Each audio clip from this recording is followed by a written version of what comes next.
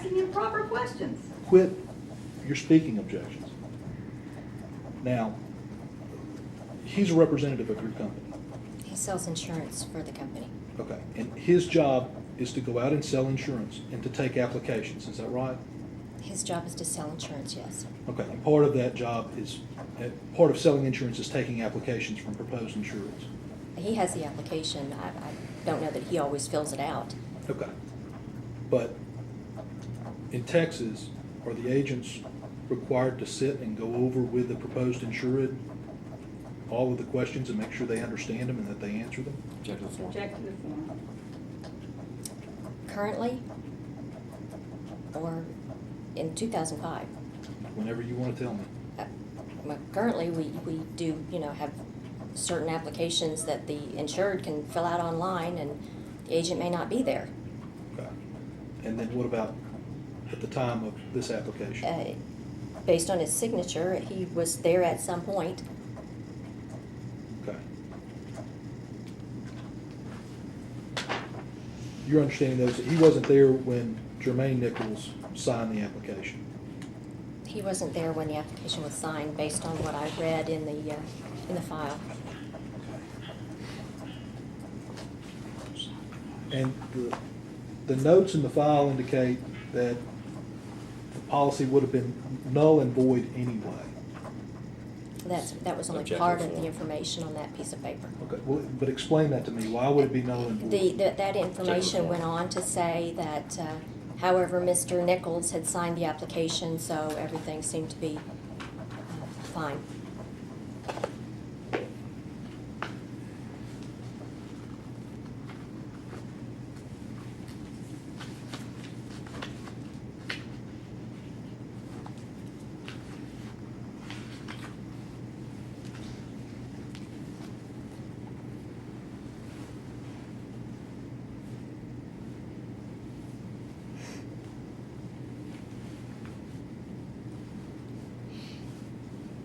Yeah, I mean, my reading of it, it says, however, comma, since Antonio was not present and not is underlined, when the app was taken, comma, policy would still be null and void. And my question to you is, since Antonio was not present, does that nullify an application for insurance? Object to the May I form, that's a see that? misreading of the document. Sure. It's a document produced by your company, N.W. Nichols, Bates, 0026.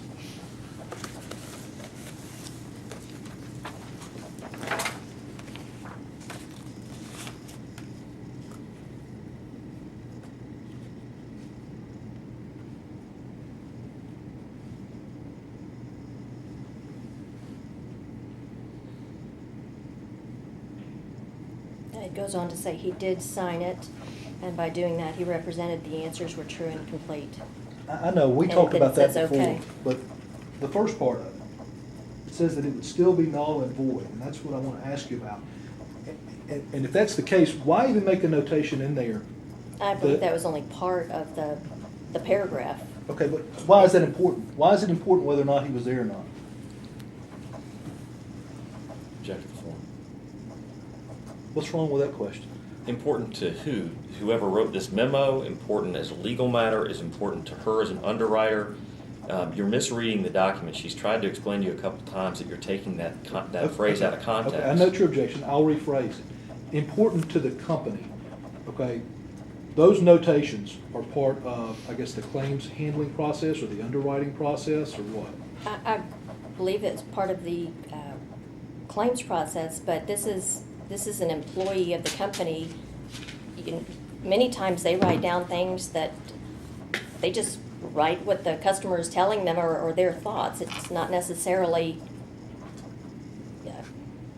policy and procedure. I mean, it's the part that you continue to read is only part of the information.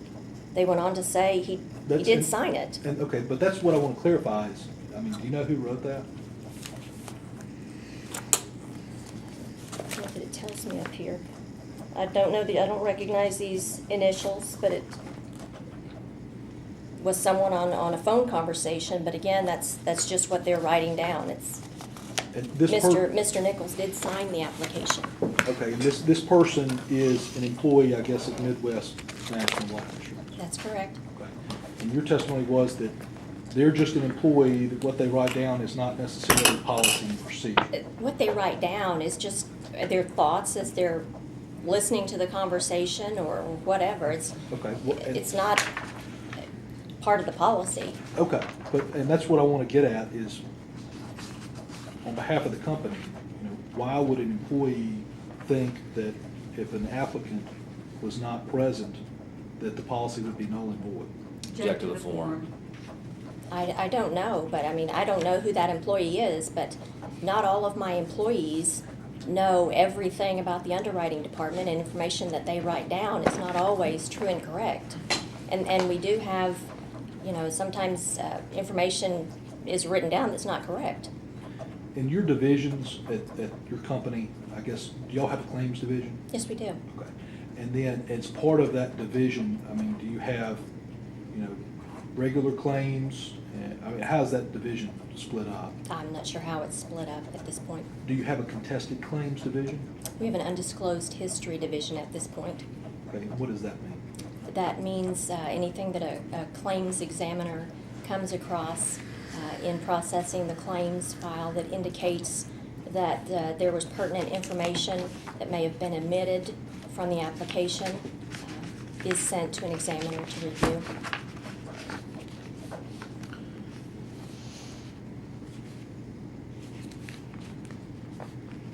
Are there any other things that the insurance company feels like were omitted from the contract that they're basing their denial on? From my understanding, they were basing their denial on the moving violations. However, in my experience, there were many omissions. Okay. Well, and that's what I'm getting at is right now, as we sit here right now, the insurance company, they denied the claim because of the moving violations. And that in itself was enough points for the gentleman not to have obtained insurance had we known that at the time of underwriting. Okay. But then you said that there are other things too. I found additional information that I would have included, but that wasn't even necessary because the moving violations itself were enough to cause Mr. Nichols either to be declined for insurance or to be issued at a significantly higher rate without the additional accidental death rider. Okay. And when did you make this analysis of the policy? Of the application and the information that was that could have been included? Yes. When I was given the claim file a couple of days ago? Okay. Now, do you have the claim file here today? I don't.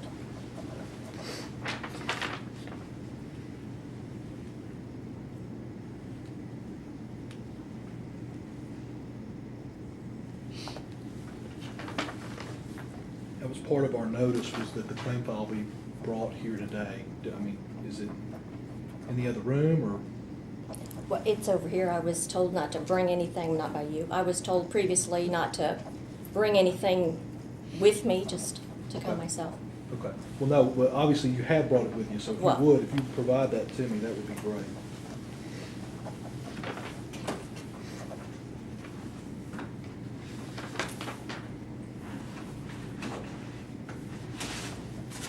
And just to clarify, what she has is a copy of what has been produced to you. She's not here to produce anything. That's not what our notice was. And I told you already that it was never served on me. We're not here in compliance with that notice. We're here voluntarily producing witnesses based on the notice, but the notice was never observed on us, and we object to it. Just for the record, I was never notified that there was going to be a problem with service. You said you were going to have your people available. Yeah. You asked for additional dates, and we accommodated you in that regard. Well, I And told you. now we're getting sandbagged. Well, I told you back in December that I did not get a copy of this notice because you misaddressed it.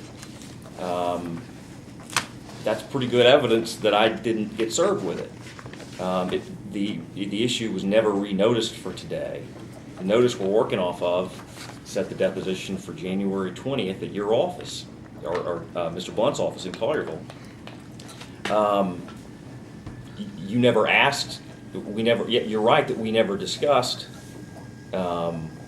whether we were going to be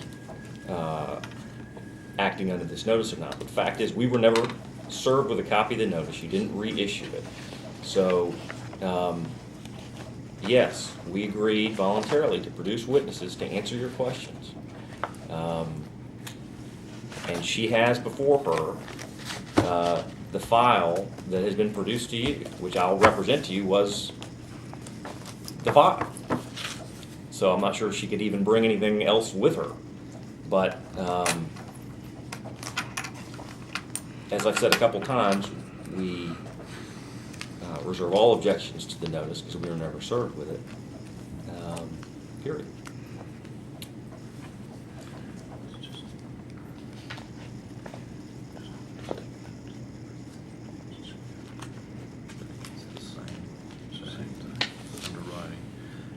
If you could, that document, I guess the stack of documents that you have, are they numbered at the bottom? I have number 72 through number 191. Okay. And the documents that you have there,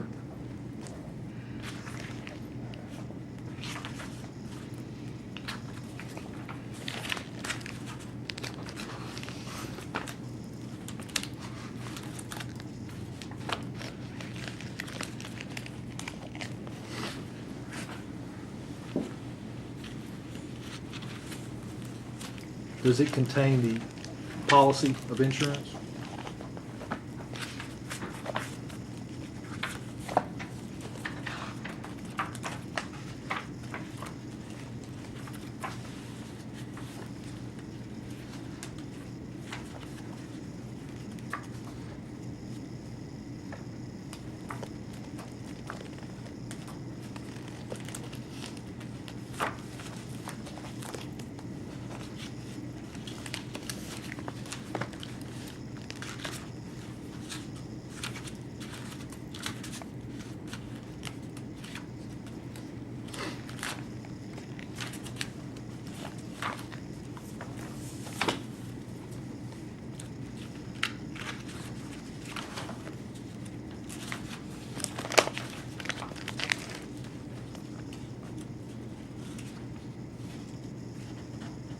Page 1 through 13. Okay, what are the bait stamp numbers of those? 187 through 190.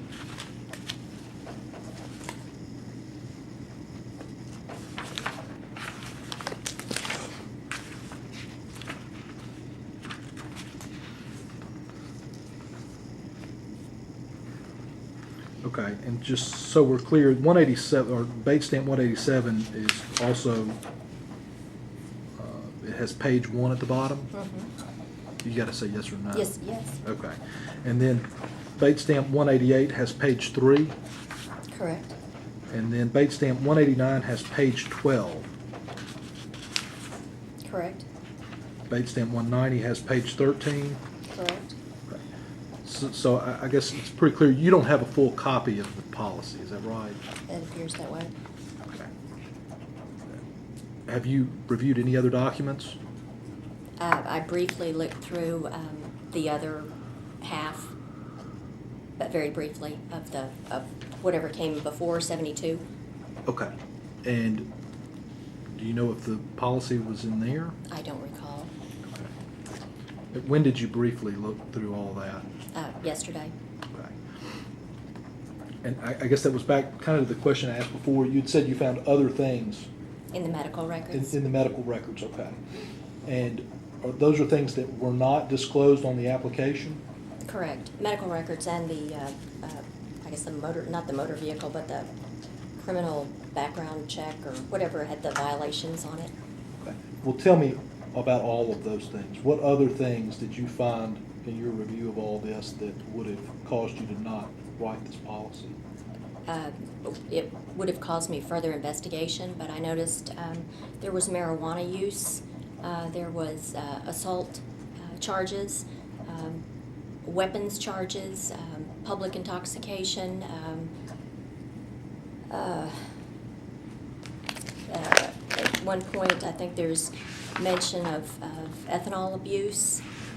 There's a gunshot wound to the leg. Okay. There's tobacco history. That's what I remember. Okay. And just so we're clear now, the tobacco history, that wouldn't have caused you to not issue the policy, you just would have issued it at a higher rate. Correct. Okay. And then the other, I guess, the assault charges, where on the application does it ask about assaults? It doesn't ask about assault, but it asks, have you been convicted of or awaiting trial for reckless driving, driving under the influence of alcohol or drugs, or a felony, or been on probation? Okay. And do you know if he was ever convicted of any of those charges? I believe you said he was charged with. I believe somewhere in your file it indicates he was on probation within that 5 years. Okay. But it doesn't show any conviction, right? Not that I remember. But that's what the question is have you ever been convicted? It also says probation. Okay. And so, I guess you're saying that they denied for A and B on, I guess it's the first page of the application? Correct. Okay. And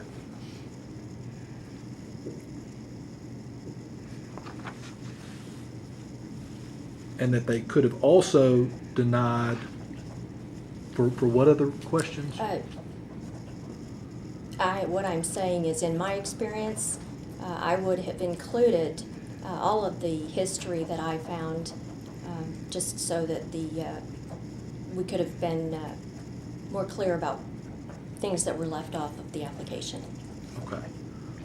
And what do you mean you would have been more clear? More clear to who? The applicant or whoever we wrote the letter to rescinding the policy. Okay. So in other words, when you denied it, you would have been more thorough in putting all of, I guess, your reasons for the denial in the letter. That's what I would have done. Okay.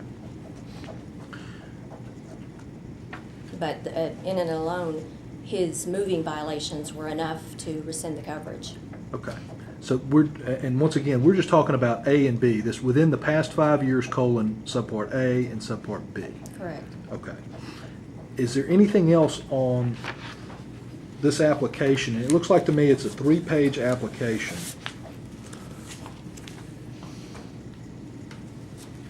That was answered either yes or no, or left blank, or not answered adequately or correctly, that would have caused you to not issue the policy at all? It would have caused me investigation, but again, his moving violations alone were enough to cause us not to issue the policy. Right, and maybe I didn't phrase that question good enough. I understand we've been over A and B for the last 2 hours. Besides A and B, on this 3-page application, is there any other question that was either answered incorrectly, not answered properly, that was not either true or untrue, that would have caused you as an underwriter to not issue this policy if it would have been done correctly or adequately? Not to not issue it, but I would have investigated had I had more information on the application. And specifically which ones? I already know smoking, okay, we've talked about that. Mm-hmm. But is there any other question on here that if you would have known, a different answer, that you would have either not issued the policy or investigated further? Number 3 on the health questions. Okay. Now, I'm looking at it and it says, any other medical or surgical advice, hospitalizations, treatment, operations, or testing in the last 5 years? And the answer is yes. But he only lists the broken leg. Okay. And Okay, and that's broken leg, 2004. He said he did not have an operation, but he was hospitalized, and he says at the Med, Memphis, Tennessee. And it also has on here, I guess under subpart 10 is what you're talking about, it has name. And I guess, what's the name there? Antonio. Okay. And then it says that he had a broken leg. Why does it have a space for a name?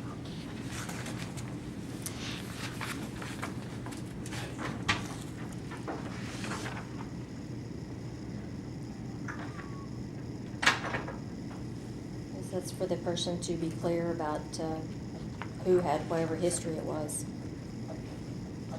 Okay, so, I mean, y'all are asking more than one person for information? Is that This why? application only covers the one person. Okay, so, I mean, why does that make any sense to you? Why? It makes sense to me, but. Well, then explain it to me, like Well, I'm a you know, 5-year-old. in my thinking, perhaps they may have used a different name, maybe a maiden name, and that gives them the area to note that. Because when the underwriter does request medical records, that would be important to know, to make sure we requested the medical records under the correct name. Okay. Well, I mean, I see Antonio there, and it barely fits in that space. I mean, is it your testimony that that's enough space for someone to put their full name? You know, that's based on what the states decide we can put on the application. Sometimes that's all we can allow for things like that. Okay. So it's your testimony this form is approved by the Yes. state? Yes. Okay.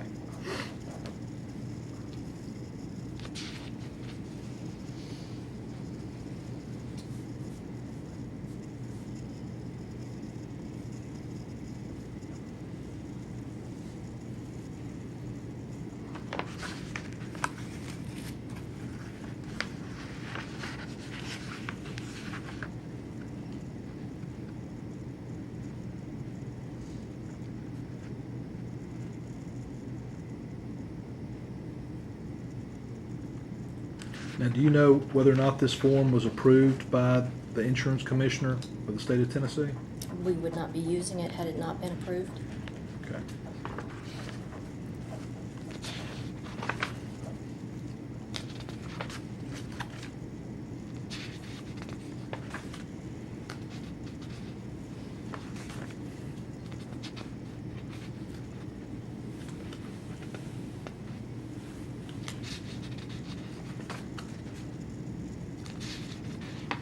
Is there any other reason why this claim could be denied? Denied. Mhm. Again, you know, his driving record alone was enough to have negated the insurance or caused the underwriter not to issue the insurance in the first place. Okay. Now, as part of the packet that you have there, do you have Bates stamp 164?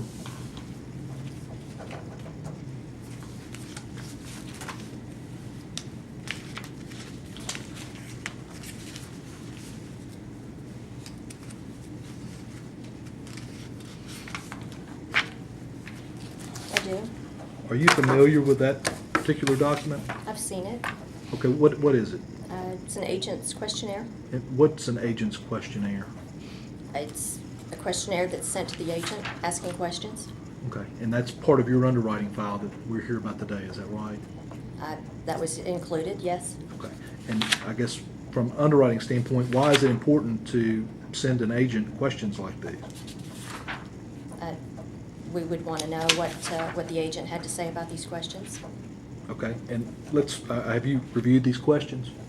I've seen questions such as this before. Okay.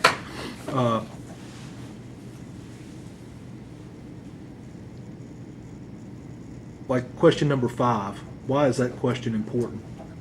Since I don't have a copy of that. We'd like to know who answered the questions. And does it matter who answers the question? Well, as long as Mr. Nichols signs the application that everything is true and correct, no, it does not. Okay, so you think number 5 was a waste of ink and space and time? Apparently, the claims department did not. Okay. The next one, number 6, did you ask the applicant all the health questions on the application? Question mark. Did he/she seem to fully understand them? Question mark. Why is that question important? To make sure that the questions were understood by whoever answered the questions, make sure we were getting true and correct information. And that's important from an underwriting standpoint. You agree? That's correct. Also, I guess number 7, did you accurately document all the applicant's answers? Question mark. And that's also important. Correct. Check the form. Number 8, list any witnesses who were present at the time the application was taken. Why is that question important? Form. This is a questionnaire that was sent by someone other than my department. I can tell you why I feel like it might be important, but I don't know the cause of the question being sent. That's fine. I mean, it's in your part of the documents that were produced. This is the underwriting file, right? It's what I looked at, yes. Okay. So why is this in your underwriting file? To see who was present at the time of application. Okay. And do you know who was present? I don't remember. Okay. Number 9, were all the signatures of the applicant obtained, and were you a witness to those signatures? Question mark. I see the question. Okay, well, is it important that the agent be a witness to all the signatures? Form. I mean, the question for me could be broken down into two parts. Okay.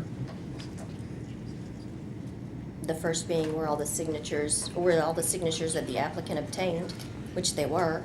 Sure, I agree with you there. And then the second part, and were you a witness to those signatures? Could be important to someone in claims. Okay. But what about underwriting? Again, Mr. Nichols signed the application that all the information that he provided or that was provided was true and correct. That's what the underwriting department goes on. But you don't necessarily know that, though. That I could have signed Antonio Nichols on that application and sent it in to you. If your agent didn't witness the person whose life was going to be insured sign the document, I mean, you agree with me, you'll never know. Check the form. I would not know, but the underwriting department relies on the application and the signatures that were given. And the underwriting department relies on the agent. We rely on the information on the application and that the agent, or that the applicant signed the application that everything was true and correct. Okay. And that's really kind of what I guess your testimony is going to boil down to is, does the underwriting department rely on your agent to make sure that all the information is taken from the person whose life is going to be insured and that the insured signs the application? Check the form. We rely on the fact that the person signing the application gave or reviewed the questions and agreed that they were true and correct, or they would not sign the application. Okay. But my question is the agent, and your answer, I guess, eliminated him from this whole discussion. Because I rely on the applicant attesting by his signature that those questions are true and correct. Okay.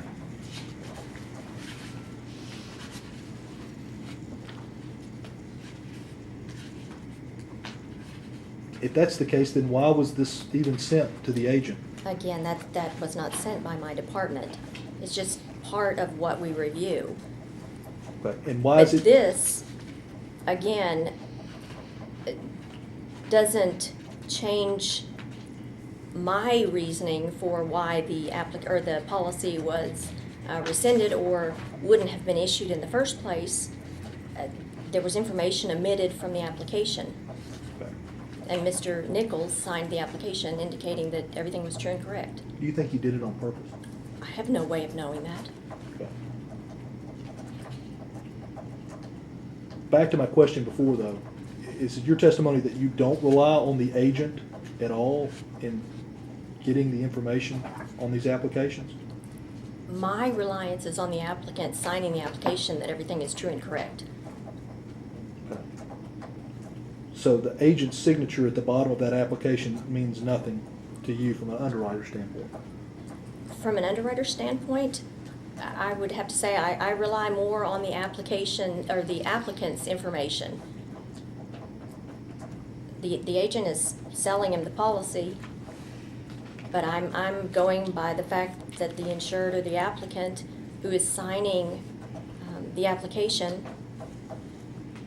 reviewed what they were signing, that it's true and correct.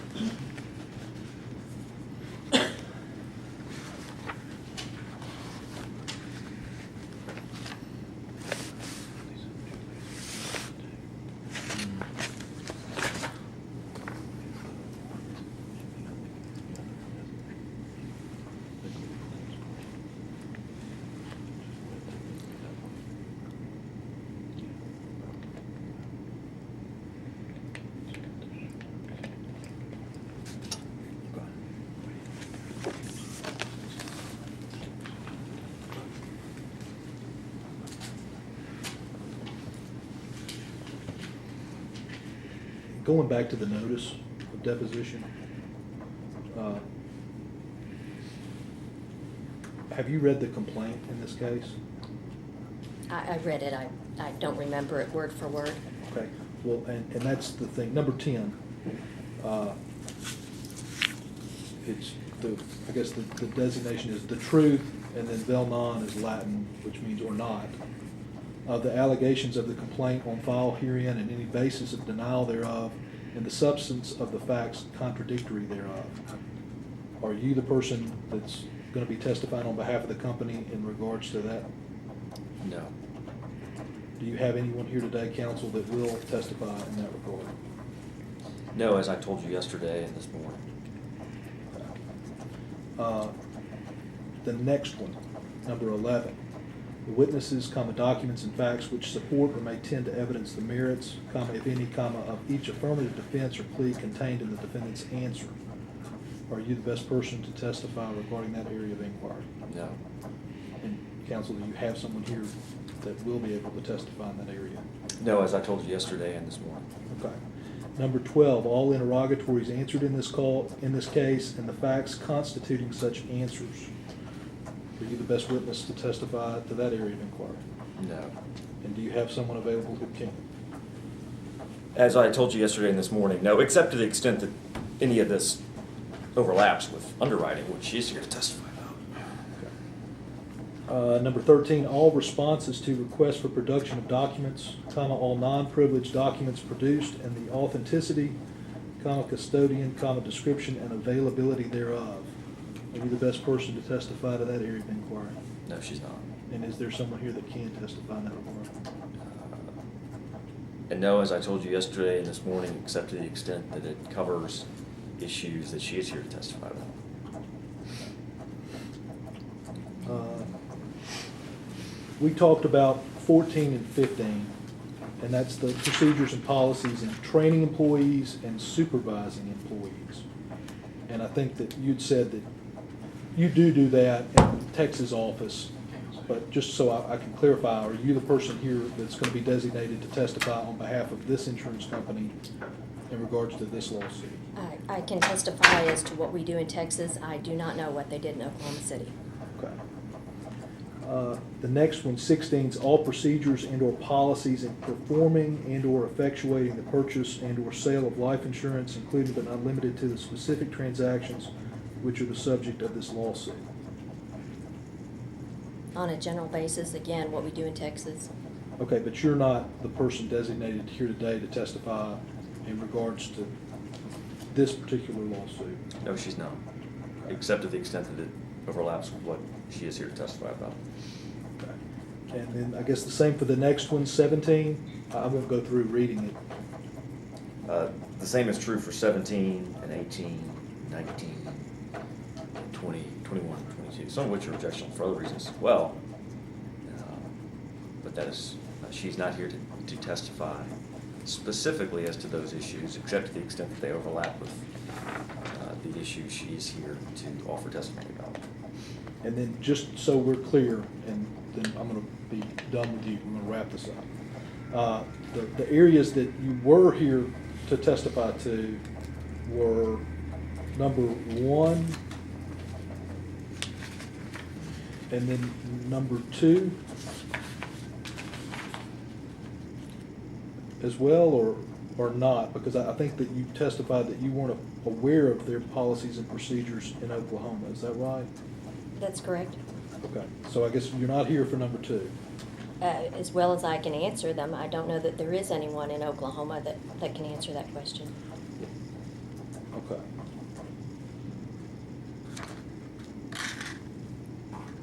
And 3, she's already testified she was here to talk about 3.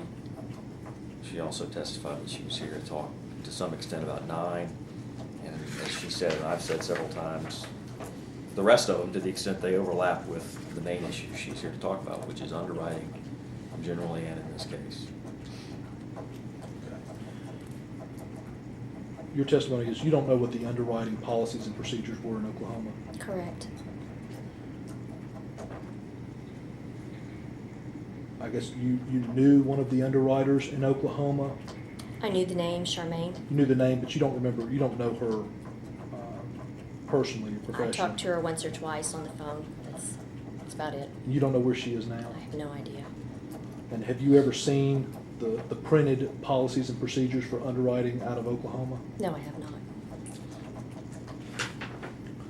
That's all I have. Thank you. I do have some questions, but can we take a short break? Yeah, Yes, sure. let's do it.